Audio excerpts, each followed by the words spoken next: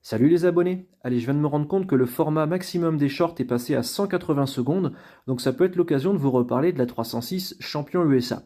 Alors pour ça, j'ai ressorti trois brochures de mes archives, deux qui sont de décembre 97 et une troisième de décembre 99. Je vous en reparlerai juste après.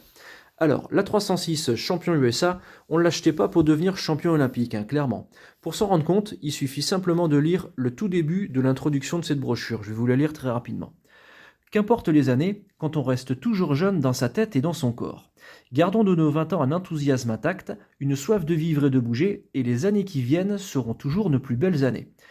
La 306 Champion USA illustre parfaitement cet état d'esprit. Voilà, donc clairement, quand on achète cette voiture, c'est pas pour faire péter des performances sportives, mais c'est plutôt pour aller à la déchetterie, balancer le verre, habillé dans votre plus beau jogging. On le voit bien, le gars, il est quand même plutôt relax. C'est pas un sportif énervé. Donc cette brochure, elle est plutôt sympa. Il y a des jolies photos dedans.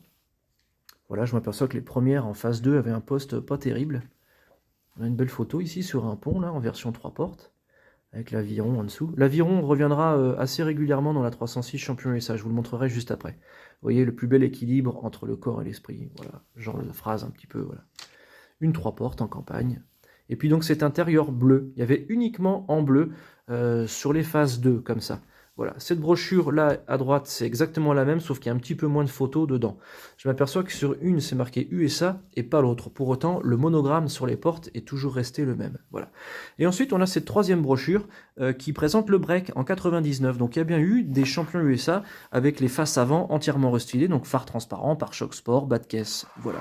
Donc ça, c'est une brochure de 3 pages. On a une double page qui montre un peu un album photo. Ça fait penser un peu, je dirais, à l'esprit un peu universitaire, États-Unis, les copains, tout ça. Voilà. Et dans ces versions ultimes, donc dernier restylage, là par contre les intérieurs étaient rouges et on trouvait un lecteur mono CD. Voilà. Donc ça s'adressait clairement, bref, le break, on pourrait dire, allez, un peu l'esprit surf ou des mecs qui faisaient de la plongée, peut-être, ce genre de choses. Voilà, mais pas des sportifs énervés. Et puis dernière petite chose, je vous avais parlé d'aviron, on retrouve sur ces deux cartes postales de très jolies photos, voilà, que j'avais trouvées un jour sur Le Bon Coin. Et ces images-là, je les ai également en poster géant, voilà, qui sont soigneusement stockées dans des tubes en carton. Voilà, la 306 Champion USA. Alors, pour les sportifs ou les non-sportifs? À vous de juger.